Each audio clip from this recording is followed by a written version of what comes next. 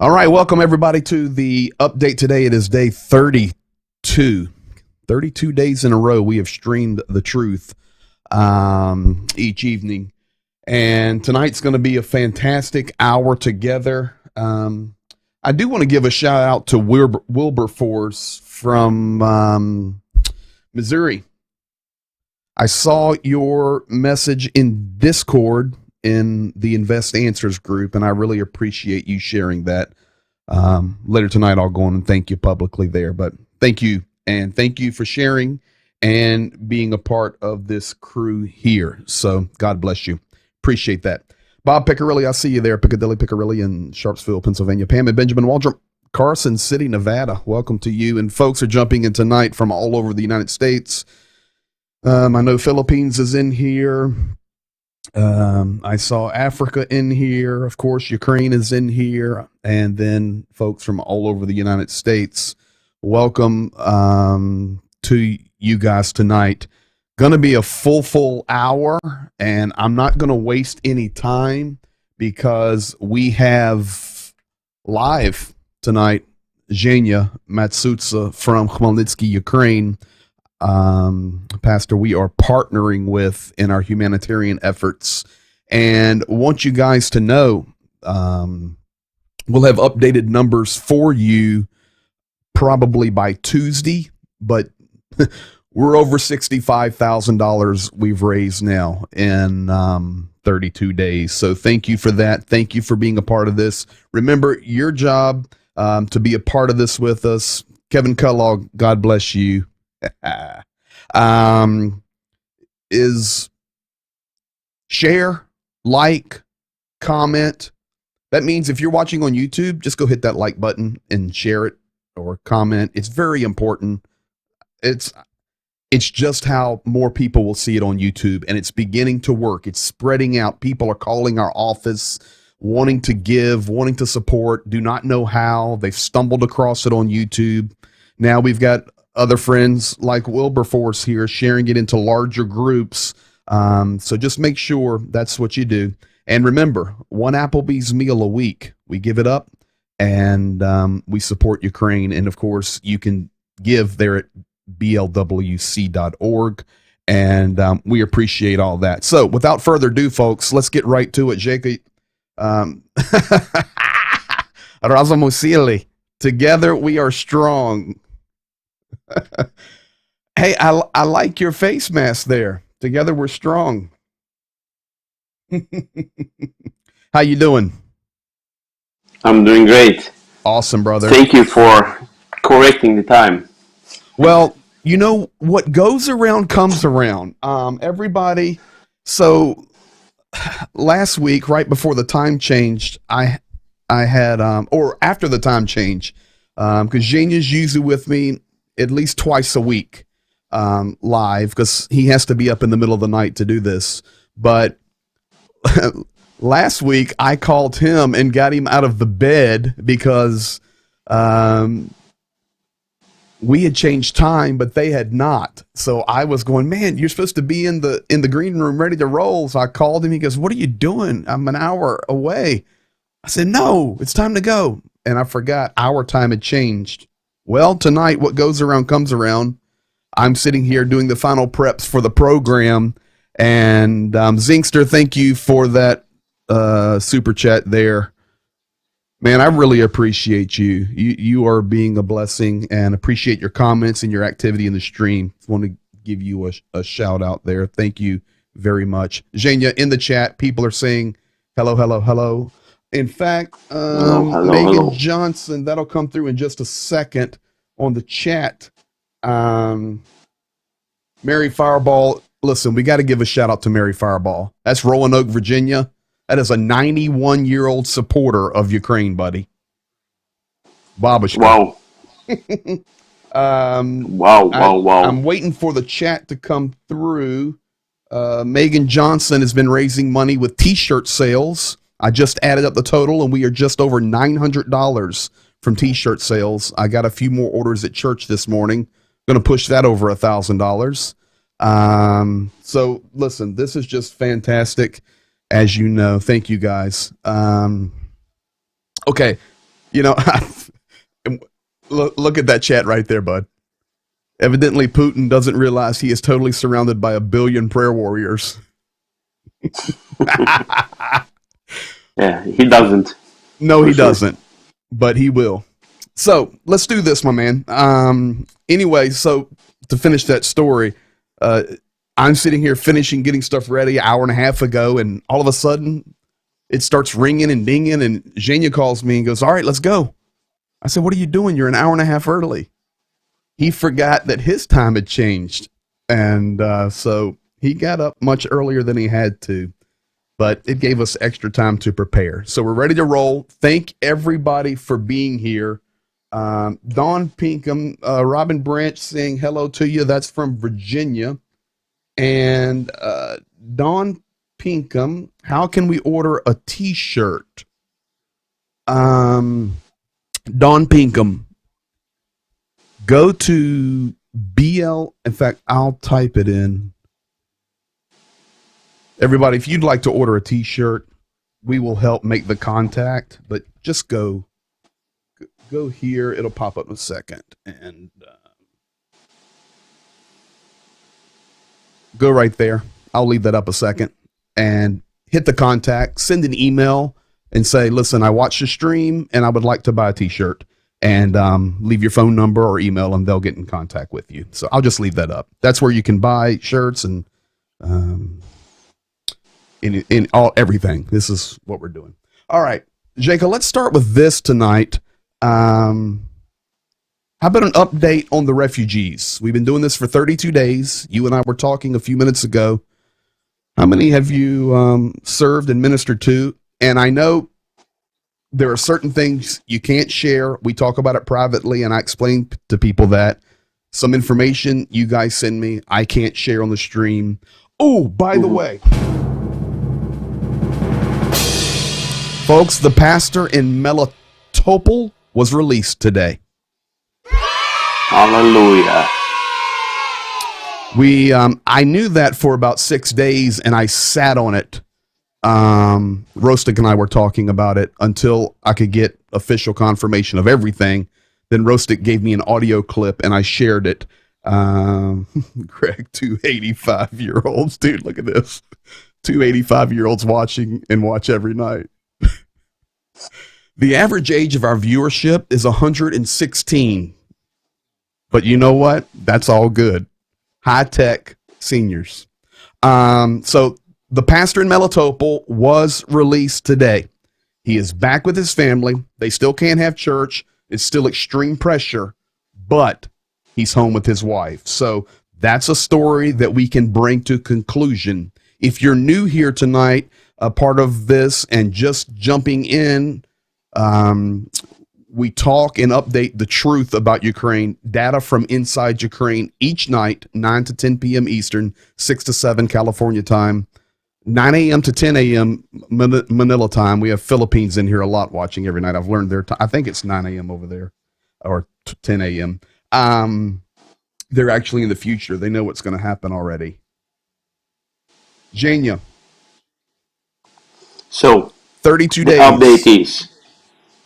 How's the refugee work going? Yeah, so today I've requested the numbers, wanted to check the statistic and so on. So today was a day when we crossed 1,600 people of refugees just in our centers. Then wait a second. Plus, I don't know exactly.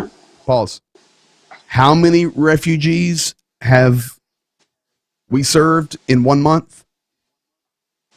1,600. I wanted to make sure people heard that and understood it. We have served 1,600. Yes, it includes accommodation, all needed medicine if they requested, the food, evening, in the morning, and during the day if they stay for more than a day. Some people are staying for already 2 weeks. We're trying to help them with the documents and transportation and so on. So yes, 1,600 refugees, plus people who was accommodated in apartments. I cannot say how many of them. 1,600 people we've processed. And that's just through the shelter. That's the name of Yes, the it's ministry. just yes. Now I know also, and we're not at liberty yet to talk about it. And when we are, you'll let me know, but you're actually ministering to soldiers as well. Yes, like I cannot say what kind of places and and what kind of troops and so on, but it's, let's say, I think about 11, probably 10, 11 places we're helping to soldiers, Beautiful. different places. Zhenya, I want to go to one more thing and then we're going to get through the stuff that we have prepared for tonight. So this morning in church, after church, I was talking with Larry. Знаешь его? No. Larry, конечно. Larry, конечно. Да. Okay. He was preaching when I got saved. What?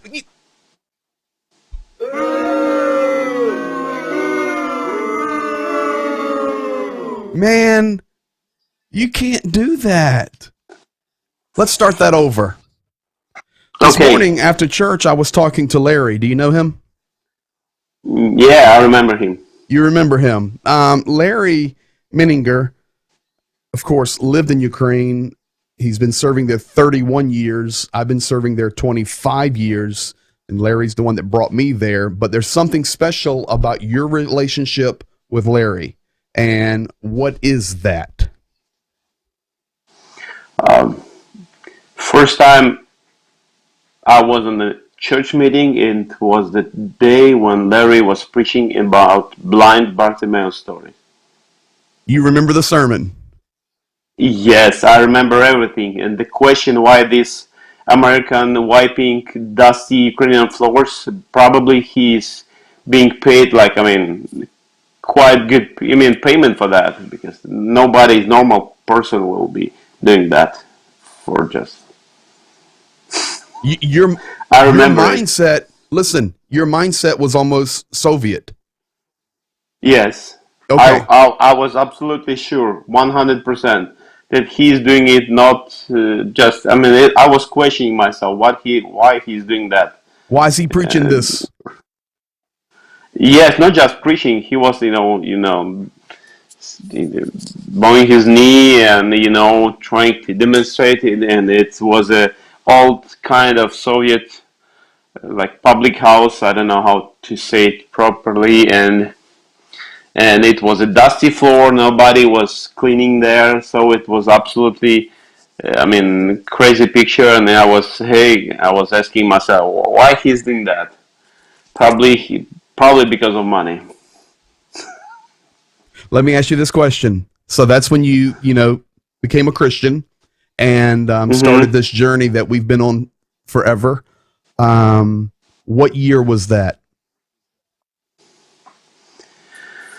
1991, probably. Yep, that's the year. Or 92. It's 91. Unbelievable. No. 92? No. 92, sorry. 92. Seems Rollstick 91. Rollstick 91, yes. You 92. He met me there. Yes. And Rollstick I was 91, with my... You 92. Wow. Yes. All right, well, let's jump to this stuff. Anyway, so talking to Larry today, he came to me after the service. We're standing at the front, just so you can, Larry's getting older, and he loves you guys. He's supporting, and Lamplighters is supporting financially. And maybe one night I'll get him on here with me, you, and Larry, and we could tell some stories. That would be fun. And, having some smiles maybe. So Larry asked me a question after service. He goes, Greg, I try to watch he calls it a podcast, but every stream you do, that's how I'm keeping updated with Ukraine. We're starting to figure out that most of the news we watch is not accurate half the time. So we're watching you, even if we watch the next day. He goes, but I have a question for you. How is Starokon Konstantinov? And for you folks that are wondering, let's go here with the 2cam web. Starokon, this is Ukraine. You can see the shape. Everybody knows the shape of Ukraine now, but if you zoom in, this is actually, get my colors here. We'll go red. Here is Khmelnytsky, where Zhenya is right now. And just north, about 40 minutes, is Starokonstantinov. And we've ministered there. Oh, there's the pastors in Starokonstantinov, our dear friends, Sergey and Lena Ilchisen. Thank you, buddy. So that is Starokon. So Zhenya, Larry asked me, he goes, how's Starokon? I said, Larry, you don't know? He goes, no, I haven't heard about Starokon. I said, you know the air base there and the military base? I said, it's been bombed. Dude, he started bawling. Crying crazy. He has so many dear memories of ministering at those military bases and, you know, being in Starkon so many years away. And Starkon's the short for Starokonstantinov. So we make it Starkon. And when I told him that that military base is bombed, man, he lost it. So just know you're loved, bud. You're loved. Appreciate it. Yeah. So that's... Thank you. Man, we know every inch of that place. All right, let's get to it, bud. I want to start here tonight. Here's a picture that was sent in today from Marysville, California. That's Stephen and Terry Olsgaard. They're mission directors there at Word of Life Church. They've been supporting you guys intensively. And Pastor Stan Reynolds, of course. And you know, Stephen was there with us. In fact, I'm going to tell on you, Stephen, tonight. Zhenya, remember Stephen was getting in the van and broke the van seat? Remember the guy traveling with Pastor Stan Reynolds? Yes. Okay, we won't talk about that story. Okay, please. And the other thing I want to tell you is Ricky Hackett sends his greetings and loves. He's been supporting, he and his wife supporting you guys financially as well. And of course, back in the day when I brought Ricky there for the first time, it was 2001. And Zhenya, just quickly, he stayed with you in 2001, 21 years ago. Yes. And you called him the mouse. You called him the mouse. Okay, sorry about that. Because he was so nervous, man, being in Ukraine. It was like he tiptoe around to get a piece of bread and tiptoe around to the bathroom. And his name is Ricky Ray Hackett, but when you use it in the Cyrillic alphabet, it actually isn't say Ricky Ray, but if you read the Cyrillic with English phonetics, it says Picky Pack. Remember? All right, that's enough. We've had a good time. Let's get to it, bud. Okay. I think people are like seeing you smile tonight. General Staff, always give an update on that. And very little they said today. Today was a very intensive day of missile strikes. More than 80 were dropped on the territory today. Many were shot down, but many hit their targets, and we'll look at that in a minute. The enemy is continuing, General Staff, full-scaled armed aggression. And today, just this evening on the General's report, they reported that the possibility of the Belarusian military getting involved is now higher than ever. The Belarusian army is even bringing munitions to the border. And the General Staff also reported today two more things, really screaming out that international law is completely being broken, war crimes, the inhumane treatment of people.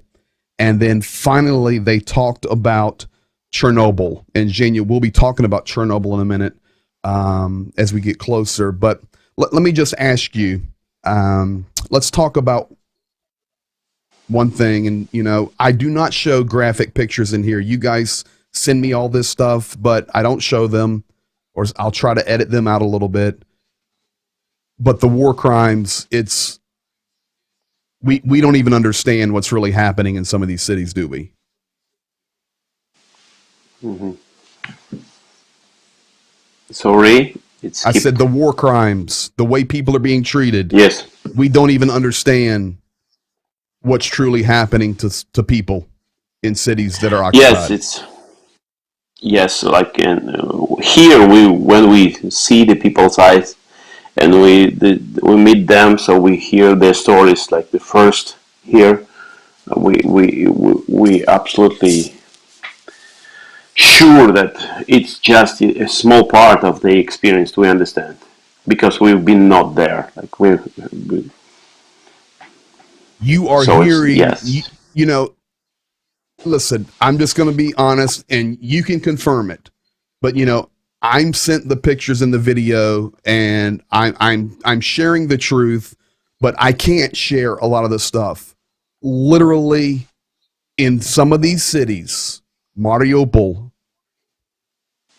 Chernihiv, Kherson, Melitopol, there literally is Kharkiv. dead bodies laying everywhere. Yes. Period.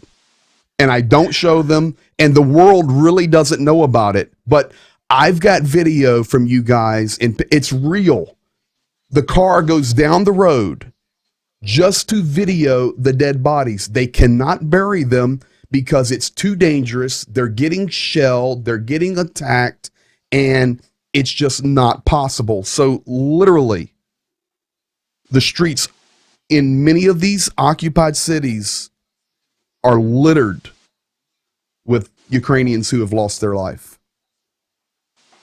Ukrainians and Russians. And Russians, yes. I want to tell you guys, if you are watching on Facebook or YouTube, or you jumped in, if you will go later, not now, we're going to be live for a little while, but if you will go later, this is my YouTube channel. If you scroll down, and I've got a playlist called War in Ukraine, you come over here. Let me make sure this is muted. Yeah.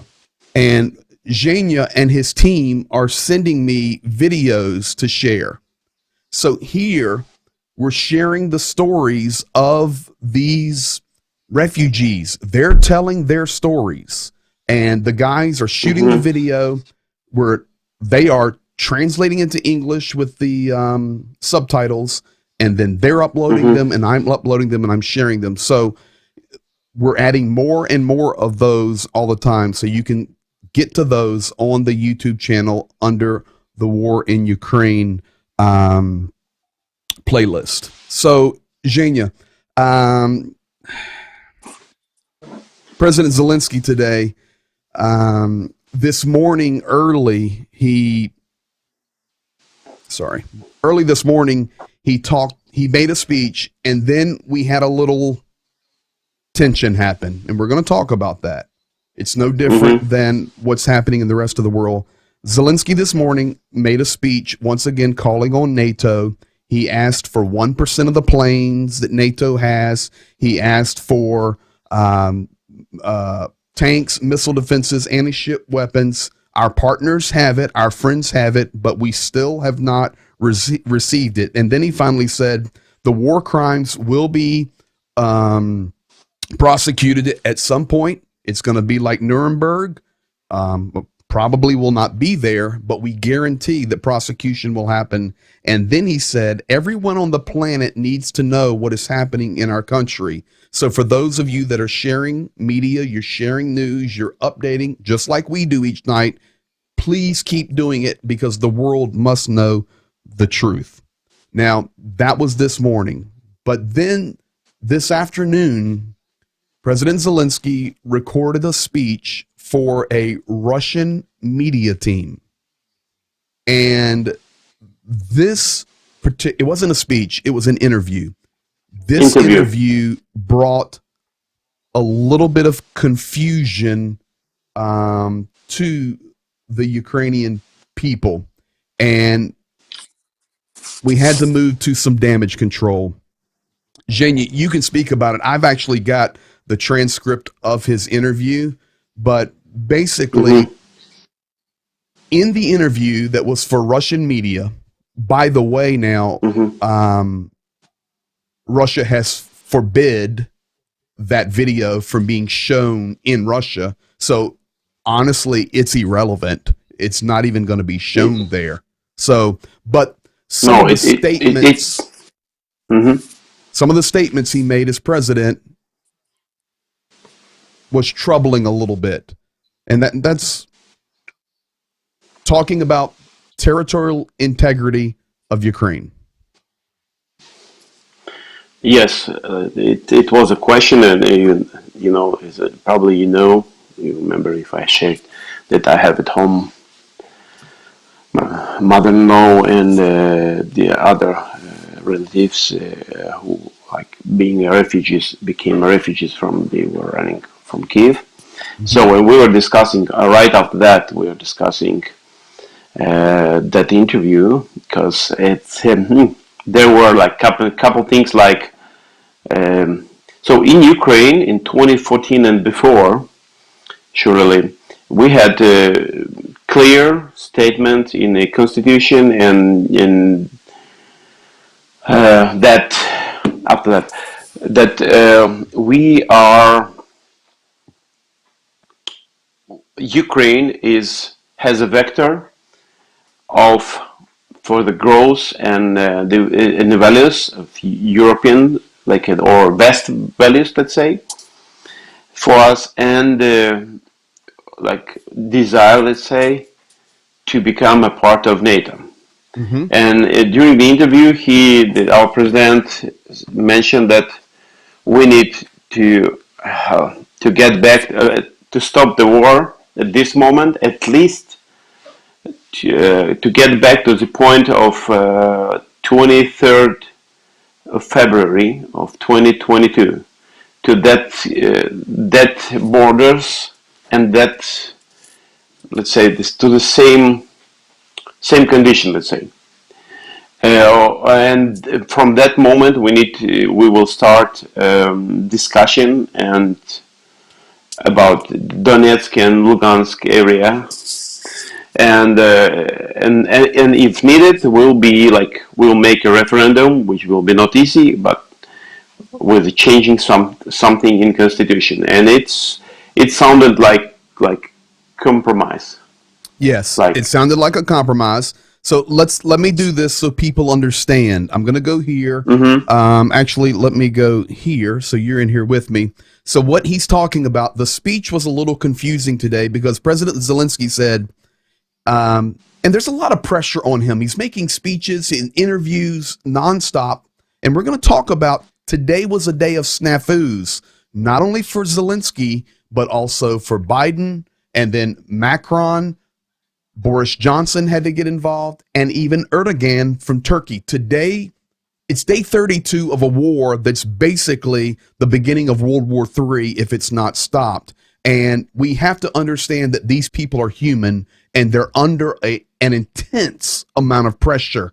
Every word they say is like held on to. Anything instantly, media runs with it, people run with it. So what Zhenya is saying is Zelensky said today in an interview, well, if we could just return back to February the 23rd, which means, here's the map of Ukraine, Crimea is still annexed to Russia. And it would also mean, this is not completely the line, but basically this right here is LNR and DNR. And if we can return to that, then we can look at the territorial integrity that would really be our border, do a referendum to return these places to Ukraine. Then we could talk about moving military out. We could talk about neutral status. So it brought confusion today with some of those statements. Now, here's where the damage control comes in. Immediately, the guy on the right you see there of Zelensky, it'd be the sixth picture to the right, is Podolyak. He is the spokesman for the president's office. Podolyak came out right after this interview and he said, Negotiations are going very difficult, but at least we have a dialogue. I remind you today, and this is after President Zelensky had the interview, our positions are a ceasefire. Number two, the complete withdrawal of Russian troops. Number three, the territorial integrity and sovereignty of Ukraine, including Lugansk, Donetsk, and Crimea, our sovereign territory, and a security guarantee from our friendly nations as we push to Europe and NATO. We will never discuss neutrality. The systems of guarantees, if the United States is not involved with us, does not make sense. We need our friends to continue to help us adequately. Please help us again, close our sky, and provide us what we need. We will do the fighting. And then he finally said, it's difficult to be leaders, but we're doing our best. And if you want to be a good leader, you have to take responsibility. So this is no different, Zhenya. Podolyak came out and said that this evening, right after Zelensky's interview. So he's doing today what happened to President Biden last night and this morning. This is a day of damage control because last night and over the last couple of days, President Biden said to the 82nd Airborne, okay, Ukraine's a nice place. They're great warriors, and soon you'll be there. The media ran with it. Here comes America. The 82nd Airborne's coming. Biden messed up and told the future. Okay. Instantly, Pentagon, Washington, D.C. came out and said, no, that's what he didn't mean that. We're not sending our troops onto Ukrainian territory. Secondly, President Biden said, okay, Vladimir Putin is a butcher, and I'm almost quoting, I don't have it written in front of me tonight, but I'm close. He cannot remain in office. Pretty much what he said. Okay, so he said that in his press conference. This morning, President Macron of France, Prime Minister Boris Johnson, and even the Turkish President Erdogan came out and said, Mr. Biden, with all due respect, you cannot call the man a butcher and then get on your airplane and go back to Washington and get on your bicycle and ride around in Delaware. And then they said, secondly, as the leader of the free world, you cannot say to the leader of another superpower, you must be removed from office. All this did was light the fire under Vladimir Putin and the Russians. So it was a day, Zhenya, not only for Zelensky that he had some heat on him for some things he said, but it was a lot of the other world leaders. So I think today what we're looking at, and maybe you can speak to this, is people are getting tired. And, you know, I could pull up day one of you and I, because the day the war broke out, you were with me live, February the 24th. You looked a lot more bright-eyed and bushy-tailed. We see some bags under your eyes, and, you know. Thank you. You're welcome. They're very pretty bags, though. Understand? Are you tired? Yes. You tired? Yes, I do. I did. I do. Zelensky's tired. World leaders are tired. It's a stressful situation. So every word, and this is where, you know, I want to give a public shout out tonight to Pastor Kent.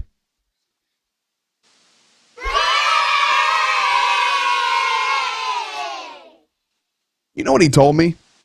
He said, hey, man, remember, always, you represent the kingdom of God.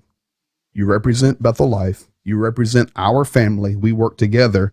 And the more your updates grow, the more the YouTube is growing, the more Facebook is growing, Integrity Television, always calculate what you're saying, because you never want to have to come back and correct it. So I think about that every time I'm on. And it's been a very big help for me, especially over the last couple of weeks. I really try to focus on everything that I share, folks. I promise you, I can prove it. I have everything. And Zhenya, many times I'll ask you to translate stuff when I can't translate it, or I send it to people, especially if it's in Hmm. Ukrainian. Russians, no problem, but Ukrainians a problem. Not a problem, but a problem for me. Yaks Prawe. But we do our best to tell the truth. So these people are under pressure. How's the Hmm. pressure there? How are you feeling pressure? And how's the ministry feeling pressure? Um, I mean, this is nonstop, Um, bro. It's nonstop. yes, it's nonstop, and we were praying that like this, like last morning on a church service meeting.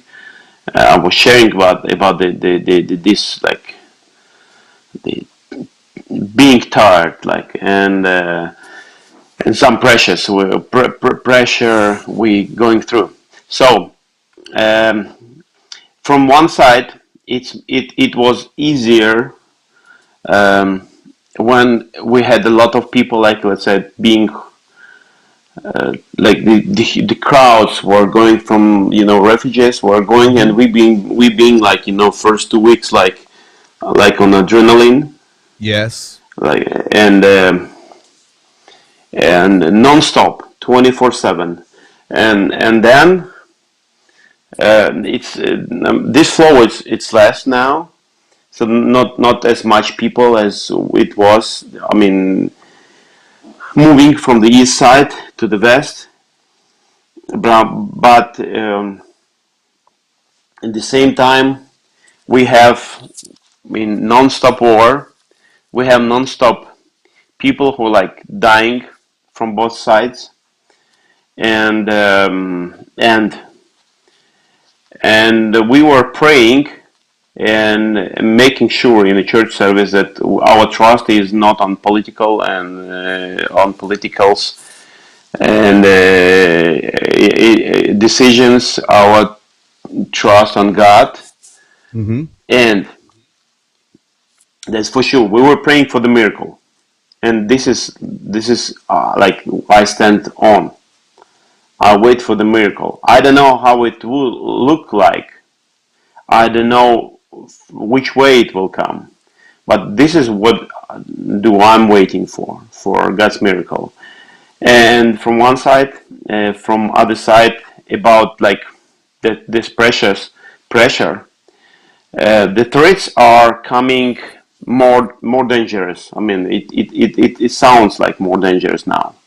It probably, yeah, a lot of like we're getting instructions how to act during chemical attacks, or like how the civilian people have to do, who have to act to protect themselves, and it's everywhere. So we're getting it on cell phones, Mm-hmm. and it's like there is a tension. And from other side, it's already like there is a hope, with the news that United States started to help more and more with the weapons, like Mm-hmm. some of, and it's, yes, it's encouraging. If, from one side, from the other side, it's still the same. That with the words, the world, and the leaders of the world and presidents, surely, I mean, they're, I mean, quite open with naming the war, and calling Putin and his, let's say, Russia's aggression with what it is, and there is a unity in that, with the words, unity in the words, Adnaka. and still, однако, but Adnaka. However, they're not. but in Poland, which is couple hours, there is aircraft, so MiG-29, which is good, well known for our guys, and they can use and it could help. It is not Phantom F-16 or other. It is MiG, and it's still on the block. Correct. And there is beep, beep, beep. It's one thing. Listen, man, you know, many times, Zhenya, we're talking, and he go, man, is my English good enough to do this? I said, of course it is. Everybody can understand that. The MiG-29s are sitting right across the border in Poland. Everybody talks about how bad Putin is. Everybody talks about all the war atrocities. Cities are being leveled to the ground, and the MiG-29s sit there when the wonderful, highly trained Ukrainian pilots could be flying them, defending their land. They're still sitting there. But these nations, although Poland, man, I'm telling you, I think they're going to send them anyway. But NATO nations, they just talk. Everything's bad. This is evil. Get him out of office. Da da da da da da da. Send us an airplane. Well, not sure we can send that MiG to you, but gonna send you truckloads of zingers and bullets. Man, that's the problem. A lot of talk. It's got to change, though. Yes, it has to change. and now it has to change. And like, let's say it seems to be sometimes teenager can name it, and explain it why. I mean, what's wrong? It looks like what's going on, and like, for example, the situation in the position of Hungary, that we will not stop buying Russian oil, like, and Russian gas, and because it will stop our economy. So we will not. And from one side, from other side, we don't want war in Hungary. We understand the bad situation. So today morning, they made a special, let's say, like, kind of manifestation in Budapest. They put it, they used a lot of pairs of shoes. It seems to me, I don't know how many hundreds 300 of pairs shoes. of shoes. I saw it. Yes, on the bank of the river. And just as a sign that they remember how many people are dying, let's say, in Mariupol. Well, the problem is everybody's remembering and everybody's analyzing and everybody's thinking, but while that's happening, Ukraine is being melted. Sorry, let's just tell the truth. Yes. It's being melted. Yes. You're being told we need help. Absolutely, you need help, and that's why we're here. You're being told, yes, hey, this is what you do in case of a chemical attack, and there's a stinking MiG-29 4 hours from you. Unbelievable, unacceptable, and it's fear, but it's going to have to change, man, because honestly, folks, there's stuff I can't show you. Let me show you this right now. Zhenya, let's look at this together.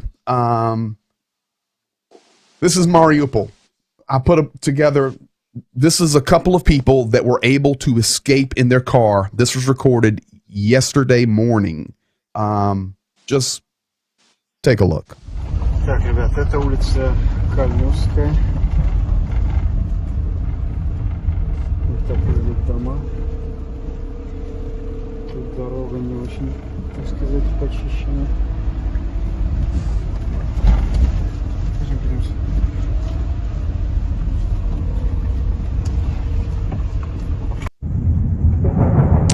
These people are leaving. You can see the train of cars.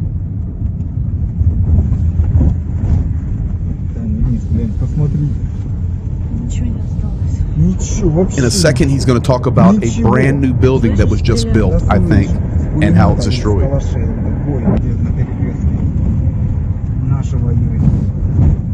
А держатся наши, все равно держатся наши, глянь. Это ж только что, глянь, отстроен, отреставрированный дом. Just restored. Just built. Yeah, just restored. Just, now look at just it. Restored the house. Драмтеатр, Тань. Представляешь? In the theater. Драмтеатр. So I have a question for you. I mean, it's gone, man. Over 90%. Yes, sir. And today we'll look at something in a second. We've already known they've been doing it, but today Mariupol was carpet bombed, and we talked about that a moment ago. Let's look at this. It was a city with a Go ahead. City with a population of over 600,000 people. Okay. Seems to me 640,000 people. Mariupol. 90% Mariupol Okay. are destroyed. Think about that for a moment, folks. And I've shown pictures before and after of Mariupol. Beautiful seaport city. Beautiful on the Black Sea. On the Sea of Azov. Beautiful. 90% gone. 640,000 people. And the question is, okay, the war ends right now. Russia goes home, whatever. We go to war crimes, war, all of this. I got a question for you. Where are those people going? You're not building it back overnight. You see what I'm saying? This isn't going to be an ongoing problem. And Mariupol is just one example. Let's do this, Jacob. Chernobyl. Today, an international alert was issued in Chernobyl. In fact, the picture that you are seeing here is the sarcophagus over reactor number 4 in Chernobyl. Just so you people understand, Chernobyl is not solved. The fire is still burning in the ground. All they can do is cover it up. The nuclear, the radiation, the problems. It's territory that is basically poisoned in a certain radius. That is why the workers who still work there do not live there. They live in Slavuch, that far away, and travel in and work. But now there is an international alert because they can't confirm the safety of the sarcophagus. There is a raging fire around Chernobyl. Folks, 40 square miles. Sorry, Zhenya, it's miles, but you'll understand this. So how big is 40 square miles? Let me tell you. If you've ever been to New York City, not all 5 boroughs, but just Manhattan Island, it's huge. Manhattan Island is 22 square miles. So just imagine 2 Manhattans on fire around a nuclear power plant where Russia has turned it into a military base and an ammunition dump. That's where they're storing military supplies are coming through Belarus, and they're being stored at a military base in Chernobyl. There's a raging fire, and there's no protection and no guarantees. So today, an international alert was raised for Belarus, for Ukraine, and for Europe and Russia on the possibilities of another problem at Chernobyl. It's unacceptable. Absolutely.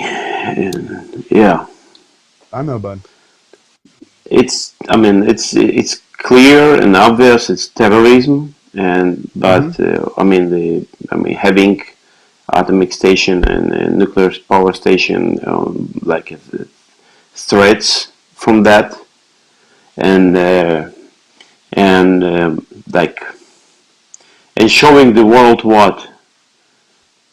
what kind of signals it sends to the world, and what kind of future it projects to us, and so on. Hey, I want to give it's craziness. A big shout and out. Now, go. Yeah. Давай. Yeah. Okay. No, давай. Давай, давай ты. Well, I just wanted to give a big shout out to James. He's a guy that I follow out of San Francisco. He's in the stream tonight, watching. Brilliant man, and cares about people. And I know he cares about Ukraine. So thank you, Invest Answers, James. Appreciate that. Zhenya, you're right. It's terrorism. It's terrible. I want to move now over to Snovsk. I want to talk about Slavuch. I want to talk about Chernigiv. So, folks, this is a map. Zhenya, you can confirm it. In the brown, that is the border of Belarus. Correct. In the black, just a little bit at the top, is where Russia comes in. And then the yellow circle in the middle toward the bottom is Kyiv. So today, look at the little town to the top. It's Snovsk. Today, the mayor and 7 city leaders were kidnapped. They're doing to Snovsk exactly what they did to Slavuch. Slavuch is already a fallen city under Russian occupation. Chernigiv, Zheka, that's a beautiful city, historical city, religious center, historical center, is completely encircled by the Russian military. And then I have the square box there around Chernobyl. You can see that whole northern zone above Zhytomyr over to Kyiv. This is I know everything is holding still and holding quiet, but folks, you have to remember right now, the munitions are coming onto the Belarusian border, not by train, but they're coming by plane because some Belarusians care about Ukraine and they sabotage the train tracks. But Russia is sliding the munitions in via huge cargo planes. They're just holding them at the border. And it's almost like, honestly, man, it wouldn't surprise me if that fire in Chernobyl was just done on purpose, just to level the ground. It's huge. I don't know. I don't know. Yeah. But who in their right mind would let a fire rage around a nuclear power plant? Just a question. Nobody. No one. Nobody. Nobody. So this whole northern section here is being, and listen, the Ukrainian military is doing a really good job on the western side of Kyiv, pushing back in the Irpin area. Now, I showed folks the other night an area that Russia wants to get deeper in is Borderspol. It makes complete sense. It's the international airport. They can come from, from the east, pushing that way at Sumy, Kharkiv, all of those areas. But Ukraine's doing really good on the western side of Kyiv, but it seems, and I hope not, it looks like there's a preparation, like a quiet time, as the weather's getting better, the soil is getting drier. It's going to help the Ukrainian army. It's also going to help the Russian. So these are the things that are happening. Slavuch, Snovsk, Chernigiv, and Chernobyl. When that happens, it's just, I'm concerned about those areas, Zhenya. And honestly, there's Slavuch for you. I'll let you speak to it. Yeah, it was a question. Okay, you coming like delivering Ukrainians, but why are you stealing potatoes? That is a picture today from Slavuch. That's either a Russian soldier or probably it's a city peacekeeper, which is Russian police, because he's in the black. And that's a Russian tank. And I have the red circle there. Those are not potatoes they brought from Russia, folks. Zhenya, and I'm going to go 5 or 10 extra minutes tonight because you're here. But I made this statement last night. I don't know if you saw last night's program yet, but I watched a documentary on World War II.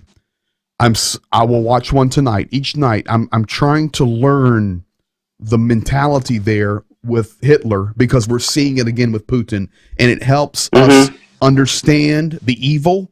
It helps us analyze it.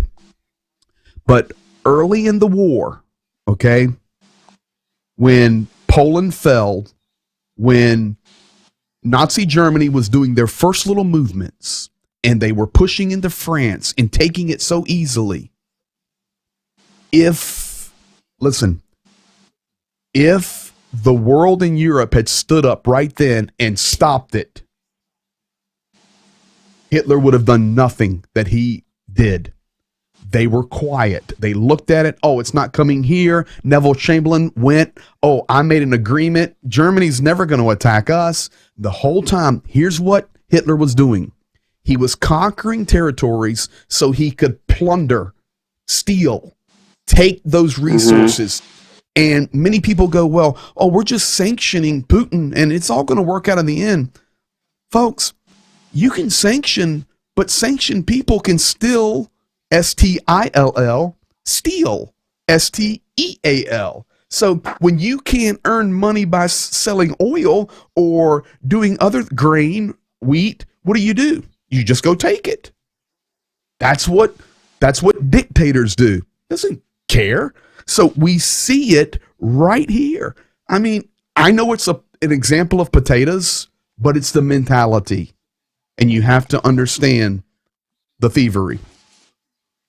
It's other side. It's they are out of supply. I Correct. mean, and they so the commanders gives them a command that you are on a, let's say, mood of care on supply. So you have to find sources of like and supply like your teams, and I mean by your own. But So that's it the means point. like because like yes. If you don't have anything, you take it. Mm-hmm. Sure, it also means they're running out of supplies, but that was the Hitler point and World War II point. They were running out of supplies. If the world had Mm-hmm. moved in then, and that's the point I'm making, and I'm not a military strategist, but I can add 1+1. When you catch a point where they're struggling, instead of just talking words and letting them regroup, armaments, supplies are all coming from Eastern Russia. They're coming from down in Abkhazia. All these nations that or regions of Russia that has the resources are sending them in while we're sitting here going, well, I think it's going to end. I think we're okay. And they're just resupplying. This may be a window of opportunity where the world could make a move and this could be ended. And it's very, very important time. And I pray it does. I pray it does. Today, I get reports every day nonstop of when missile sirens go off or warning sirens. Today, as you can see, I received this one a few hours ago. Literally, every oblast was under aerial warning. Sirens were going off, except Kherson, which is occupied, and over in Donetsk and Lugansk. Every area in Crimea. And today, these were cruise missiles. The region of, what's that place called, Jacob? Volyn, far left. And then you have Lutsk, then you have Rovna, then you have Zhytomyr, then you have Vinnytsia, then you have Kyiv. Over in the right, you have Kharkiv.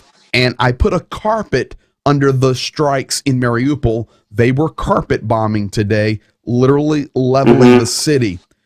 Today was a good day. Ukraine shot down quite a few missiles. But today was a bad day because quite a few got through.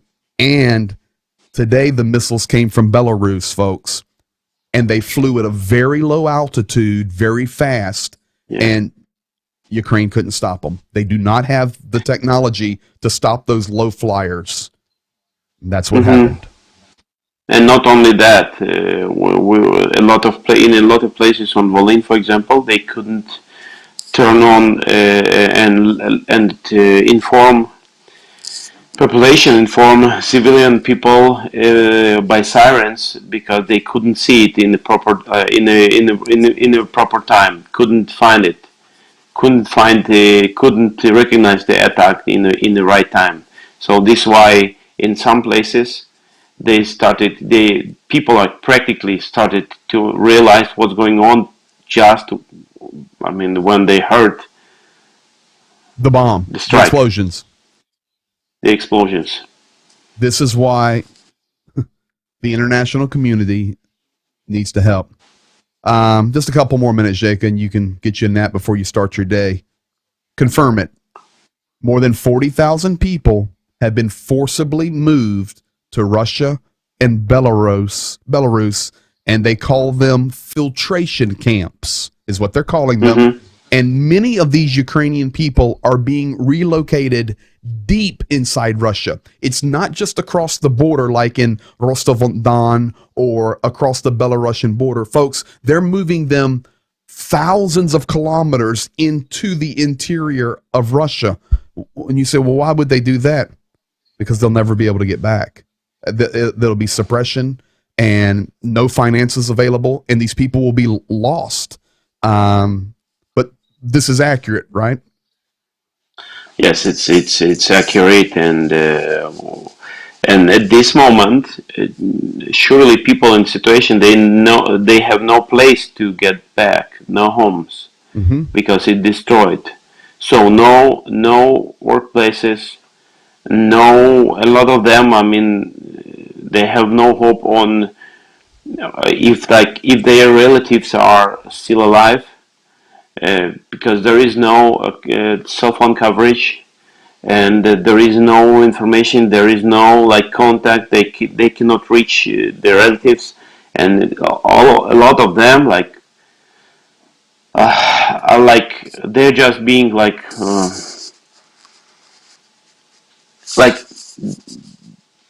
sometimes, like, I mean, in that stress they like don't realize, okay, and don't even don't analyze quite deep. They just on the way, because there is no possibility to stay.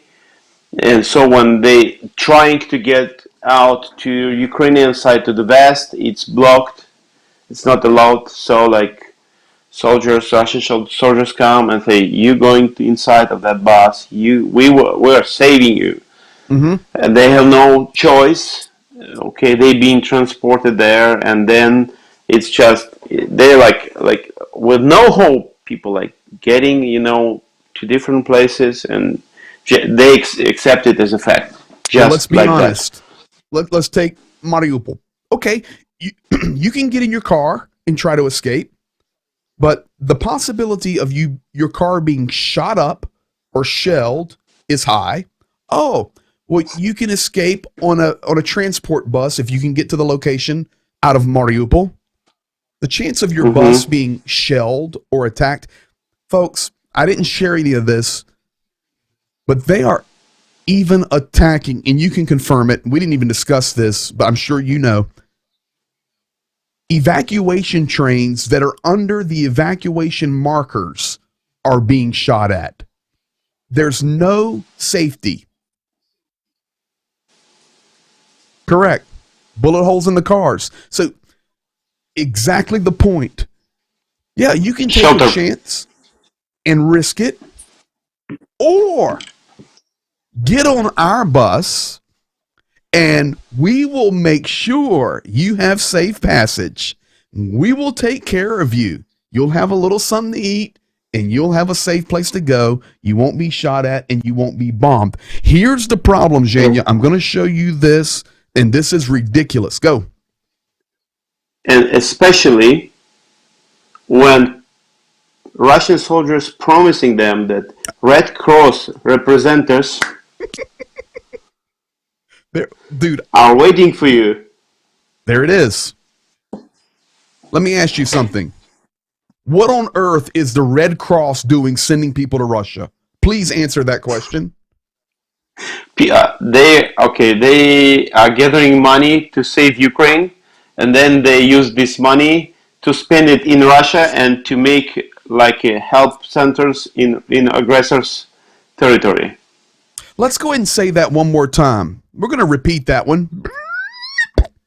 Zhenya, why on earth is the Red Cross supporting sending Ukrainians to filtration camps?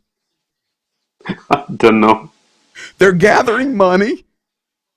Yes, they're gathering money because Ukraine experienced the war attack from Russian side, and they gathering money, donations.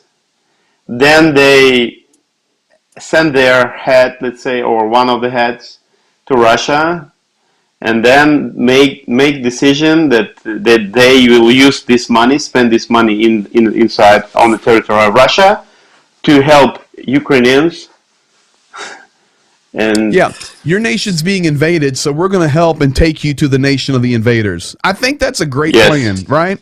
Folks, we do not support the Red Cross in this arena. I know the Red Cross does a lot of good things in disaster relief in different places in the world, different and, America. I'm not and bashing the Red Cross, but in this situation, and they're wrong. and even now, for example, in Netherlands, I've heard good, I've heard the good feedbacks. I have to be fair enough Sure, here. I am Good too. things My about dad works with the they Red do. Cross. Yes, they do help people like Ukrainians now, right now, in this time of war. But Hmm. what's going on with the Russian side, I don't know. I don't know. I have no explanation, and I'm sure it's wrong when when it's obvious for you who is aggressor. How you can help the popular population? I mean, people by taking them to aggressor side. It's like 4,000 kids, 4,000 children kids, over 40,000 people kidnapped. total. Yes, kidnapped, gone. Folks, he's there in Ukraine. This is the truth. This is happening, and each night we keep you updated to the moment. Last couple of things. This is Sergei Aksenov. He's the head of Crimea, the annexed territory. I just want it to be very clear: Crimea is Ukraine, taken by Russia. Absolutely. Thank you. I want to make it clear tonight here that the LNR and the DNR, the separatist regions in Lugansk and Donetsk, are not Russian. That is Ukrainian dirt, Ukrainian people. Yes? Absolutely. These are the troubled areas that everybody thinks they can negotiate on. These are the areas that President Zelensky today, in his interview, had a couple of snafus and they had to come out and do damage control. Folks, they're not giving up this territory. This is Ukrainian sovereign territory. But this guy here, Sergei Aksenov, the Russian puppet leader in Crimea, came out today and said, I will give every force of Crimea to help take this entire corridor, Lugansk, Donetsk, Mariupol, Melitopol, Kherson, connecting the land bridge to Crimea over to Odessa. We'll do everything we can to help. It's just junk, folks. It's just junk. But it is what's happening. The final thing, Zhenya, for us tonight is this right here. This was actually shared out of Kyiv. It was actually shared by President Zelensky's wife. She's taken some responsibility, as first ladies do in nations, and hers is to like watching out for the social media and the media during the wartime.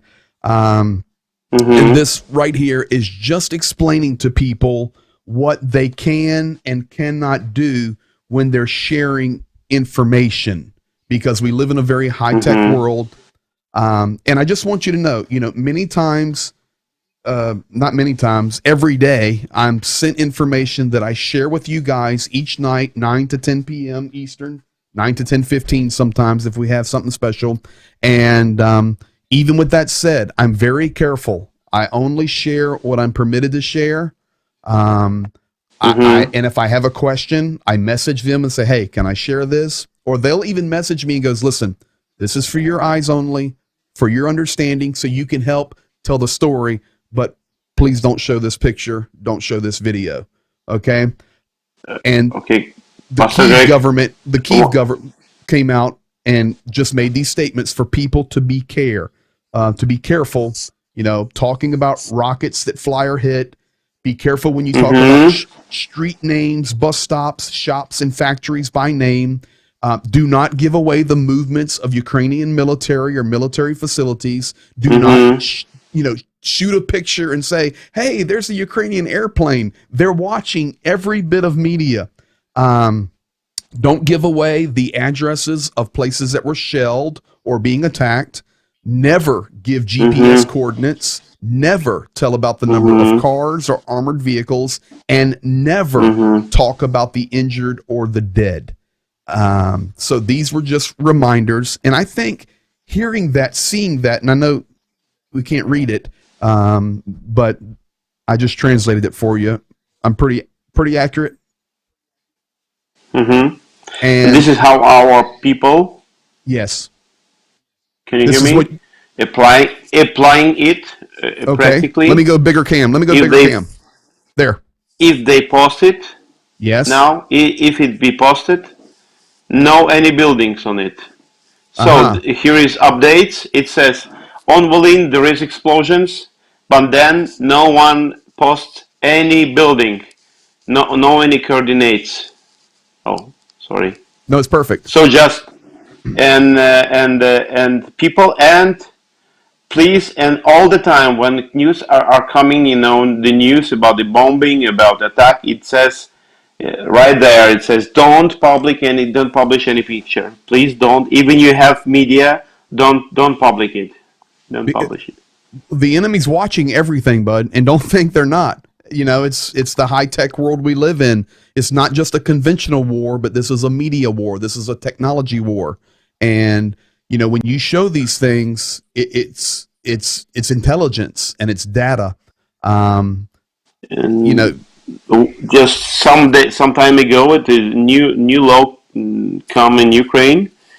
If you are recording, it's not possible to use the car recording, video system, and if they will see that you like this DVR, seems to me, how you call it, device. car camera recorder.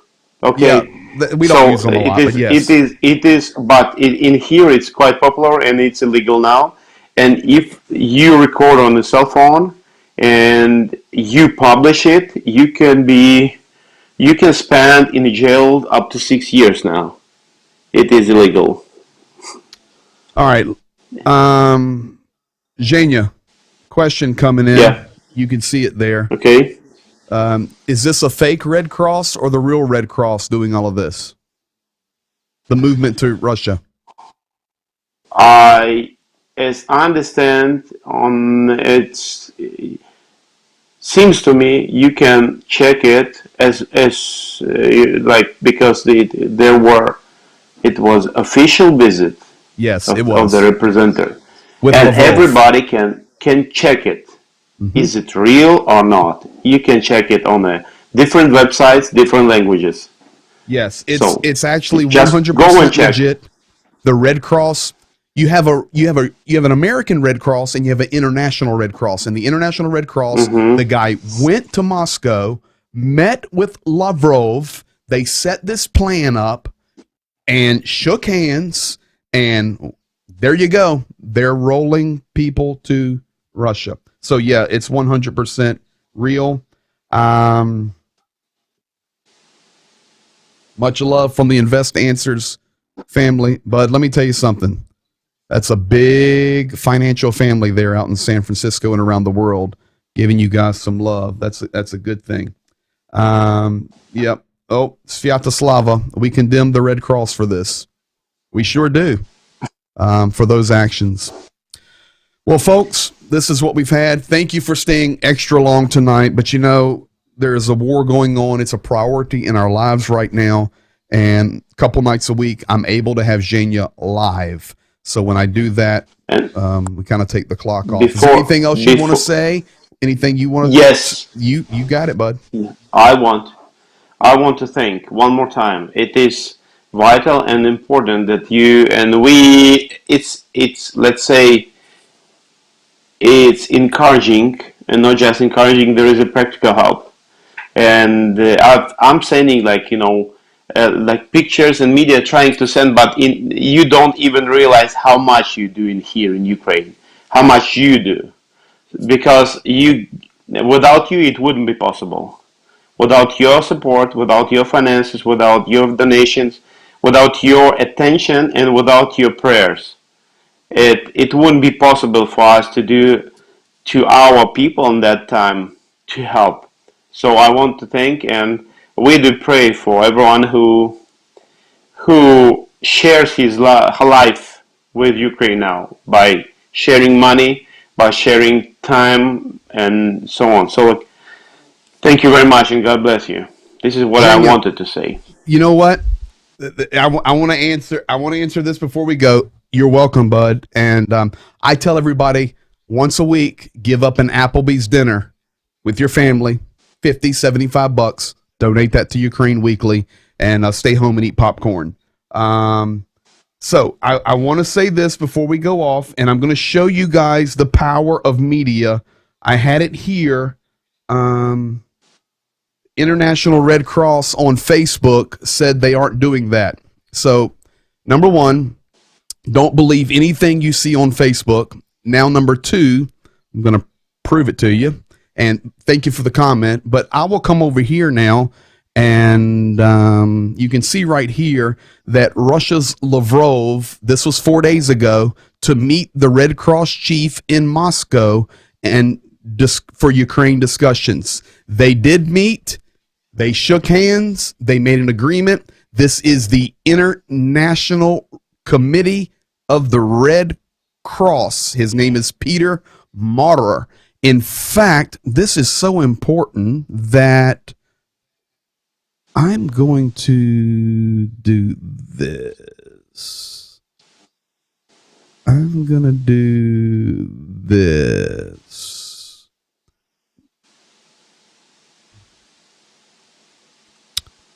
In fact, I'll pull the tweet up right here for everybody to see. Peter Maurer, today I met with the Russian Affairs Foreign Minister Lavrov on critical humanitarian issues in Ukraine, Syria, and other armed conflicts. It was after that the agreement was made.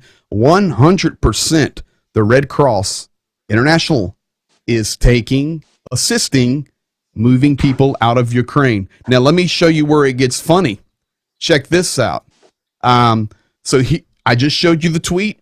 There's Reuters. So I tried to go to the Red Cross's website, Zhenya, where they discussed what they were doing about it right now, just to show people more proof. Look at this. The website can't be reached.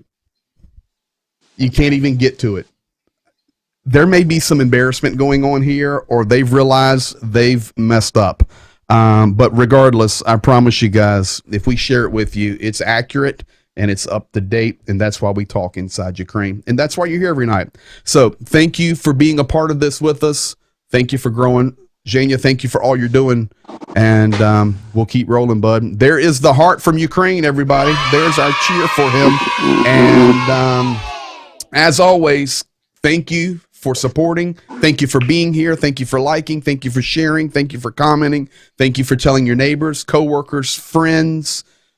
Get them in here each night, 9 o'clock Eastern, just one person at a time. It's growing, and we're doing good. We're pushing now towards $70,000 in donations. We have a goal now. We moved from 10,000 to 100,000. How about that, Jacob?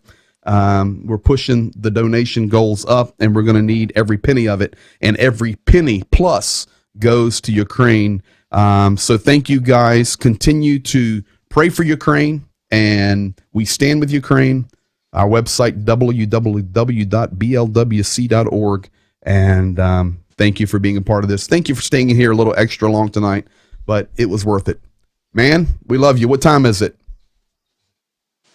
5:23 morning. Dobro utro. So you're at that critical. Are you going back to bed and take a little nap? Be honest.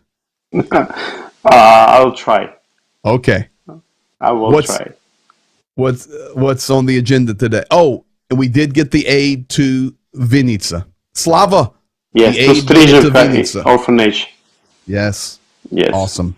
We delivered. Well, bud, get you some rest for a few more hours. I'll be up.